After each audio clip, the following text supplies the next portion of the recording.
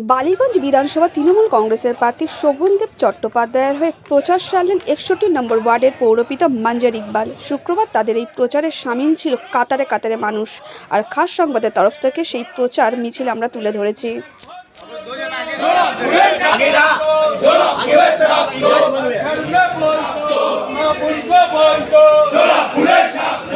আমাদের জয় নিশ্চিত, এটা কোনো এ নেই।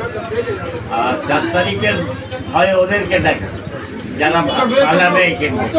দাদা, বিজেপি বলছে সাফ করবে আপনাদেরকে।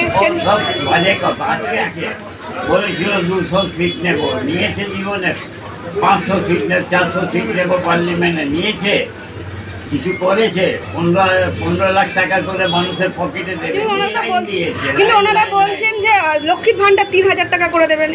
ও বাজে কথা। আপনি বিহারে নিয়ে নেন, বিহারে 10,000 করে দিয়েছিল, সেটা আবার রিটার্ন চাচ্ছে ইন্টারেস্ট সমেত।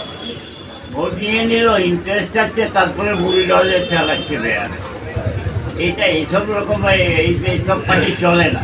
এই ঝুট বলে পাওয়ারে বসে আছে, কোনো রকম চুরি চামারি করে ডাকাতি করে কোনো জায়গায় কি বাংলার লোক ওরা কামিয়াব হবে। বাংলার কোনোদিন ওদেরকে পাত্তা দেবে না। আর বাংলায় যত ব্যালট পড়বে সব টিএমসি জোড়া ফুল মমতা ব্যানার্জিকে পড়বে। মমতা ব্যানার্জি ছাড়া বাংলা কাউকে চিনে না। যেভাবে প্রত্যেকটা বছরে প্রত্যেকটা ইলেকশনে 61 ওয়ার্ড মানুষ শ্রীমতী মমতা ব্যানার্জি প্রার্থী, ঠিক ওইভাবে এইবার সব থেকে লিড 61 ওয়ার্ডের মানুষ 61 ওয়ার্ড ভোট